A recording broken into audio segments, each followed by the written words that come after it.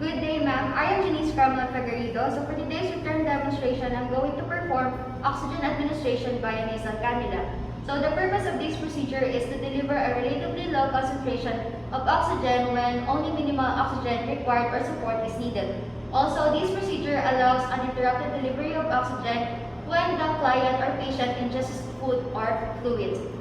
So, first, determining the need for oxygen therapy, the rationale is to provide the accurate quality of intervention needed by the patient. And also, verify the order for the therapy. The rationale for this is to determine if the intervention is intended for the correct patient or client. Good morning, sir. Can I have the chart of the patient in room 502?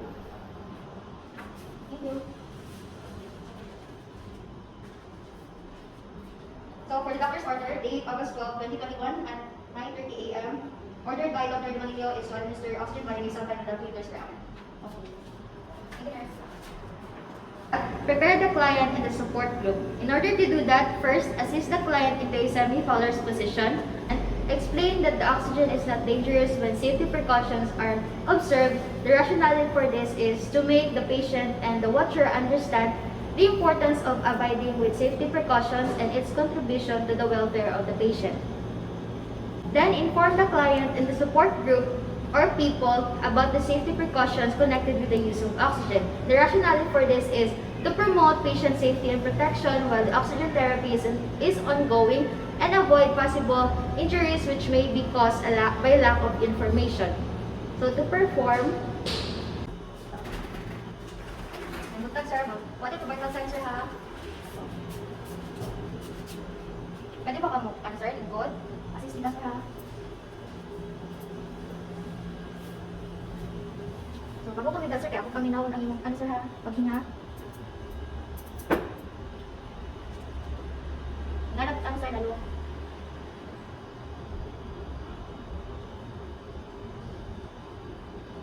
Salamat, sir.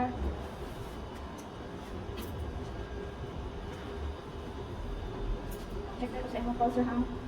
Hindi ko, sir. So, kamusta man ang kami ng call, sir? Okay lang ba ta? Sige, sir.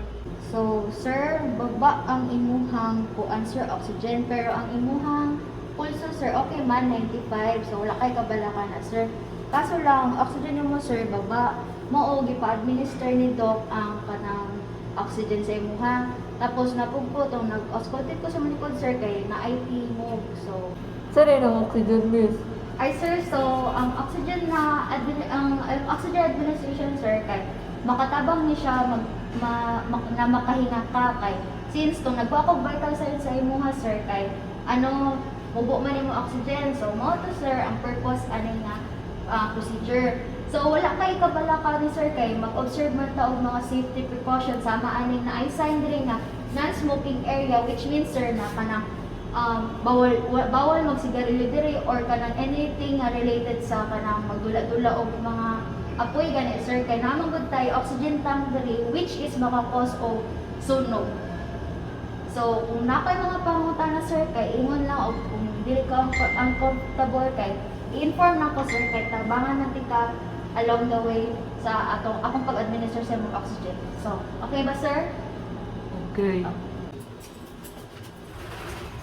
So for the next step, prior to performing the procedure, introduce yourself and verify the client's identity. Introduce yourself, enhances rapport, and by verifying the client's identity, ensure that the care is being rendered to the patient. Morning, sir.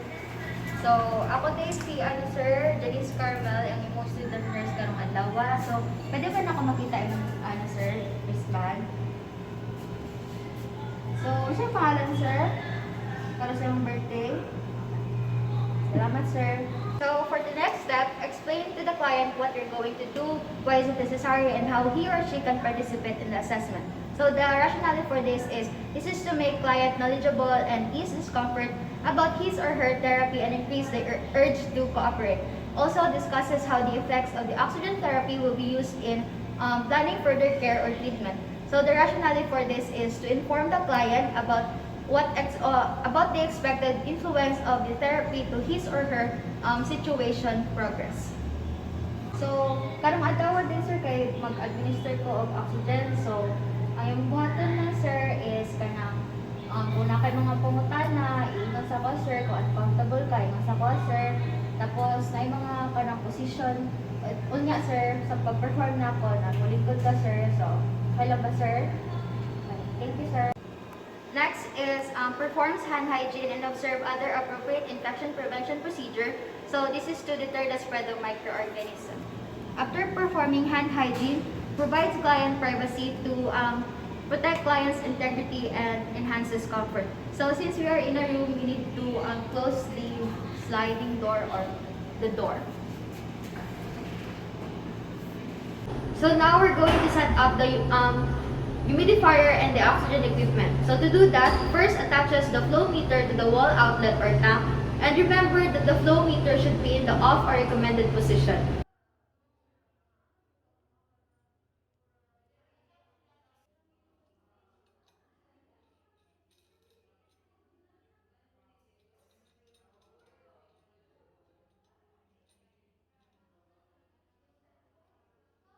The rationale for this is flow meter should always be placed in a position where it is filled with fluid. And if needed, fills the humidifier bottle, but this is already done before coming into the bedside. So, next is attaches the humidifier bottle to the base of the flow meter. So the rationale for this is to prevent the patient's airway from getting too dry while breathing air directly from the concentrator. So in this case, the humidifier bottle has water in it, so we'll just leave it as it is. And after that, attaches the prescribed oxygen tubing and delivery device to the humidifier.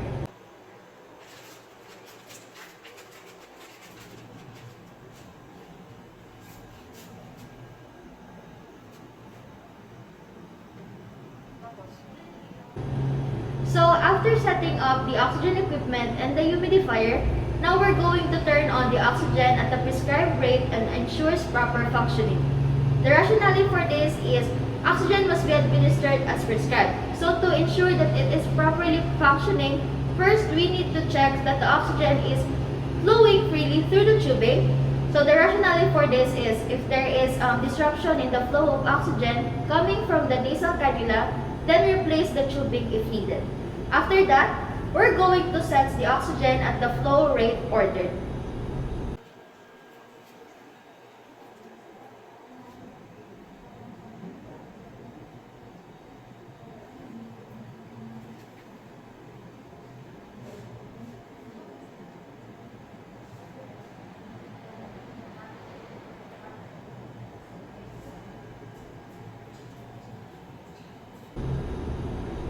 Now, after turning on the oxygen, we need to apply appropriate oxygen delivery device.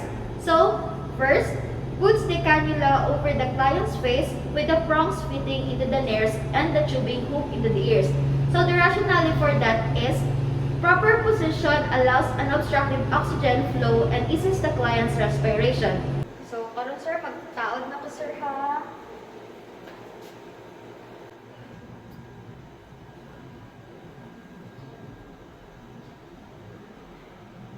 So, if the cannula will not stay in place, tapes it at the side of the face.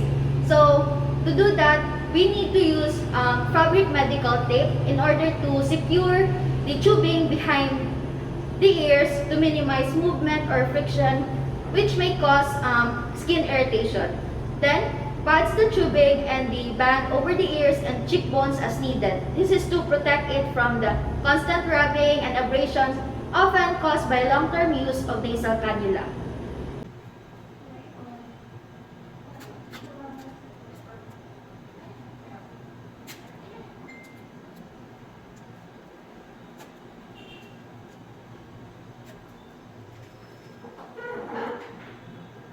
Kaya ka, sir? Ano na kukuha? Ang imong kuha, sir, ha? Hindi ko sa dalawang para hindi mag-irritate.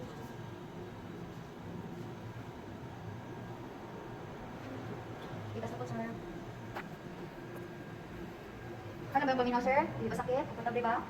Okay. So, okay, sir. Umana kung ano, sir, pag butang sa oxygen sa imuha. Next, we're going to assess the client.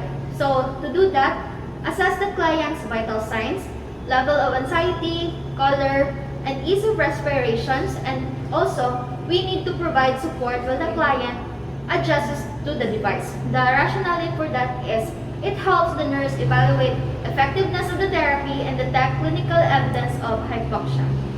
Then, after that, assess the client in 15 to 30 minutes depending on the client's condition, since this is to determine if the level of anxiety get high and it increases the demand of oxygen.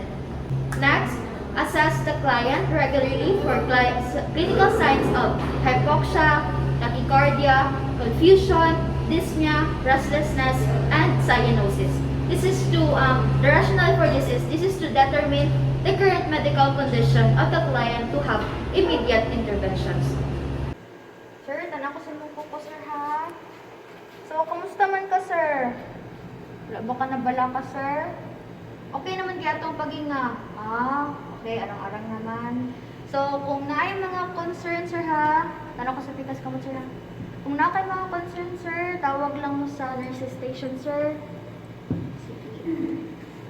Okay man kaya mong pagginhawa ka rin, sir. Okay, sige. Thank you, sir. Balik lang ko 15 to 30 minutes, sir. Tapos i-assess na puti ka kusap, sir, ha?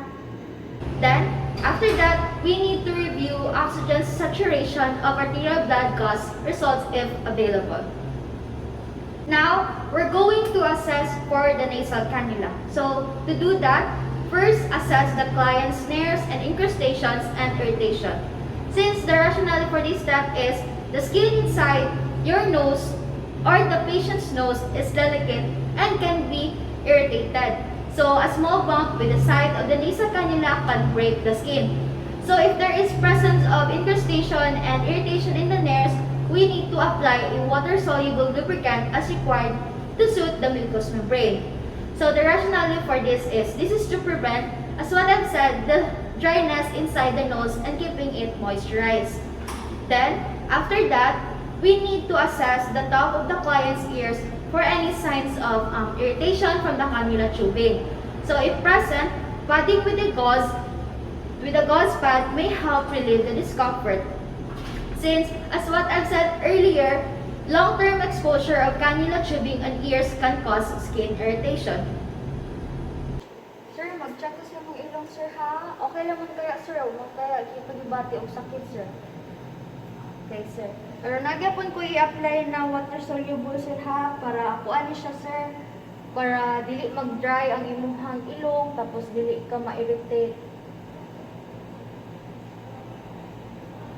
Okay, sir.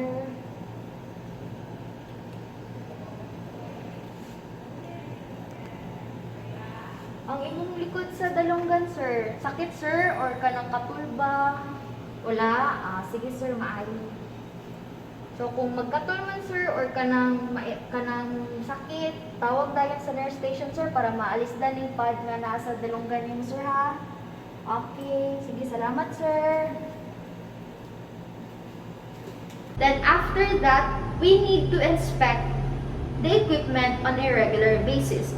So, to do that, first, we need to check the liter flow of the level of water in the humidifier in 30 minutes and whenever providing care to the client. So, the rationale for this is sterile water, distilled water to be specific, needed to be added when the level falls below the line of the humidification container. After that, we need to make sure the safety precautions are being followed. This is to avoid injury or harm to the patient.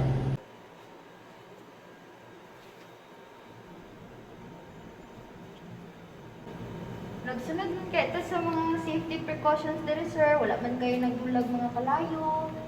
Okay, sir, maayo eh. After that, we need to perform hand hygiene or hand washing and aftercare.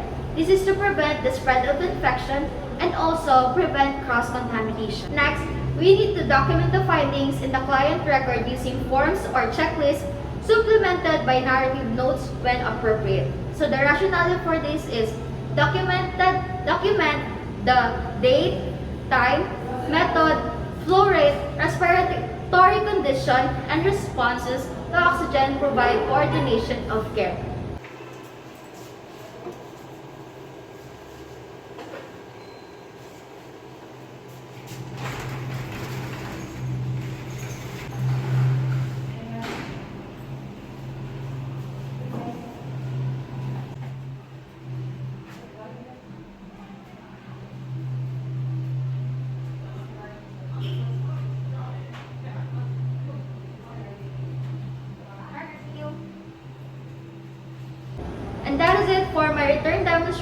about the administration of oxygen via nasal cannula. Good day and thank you.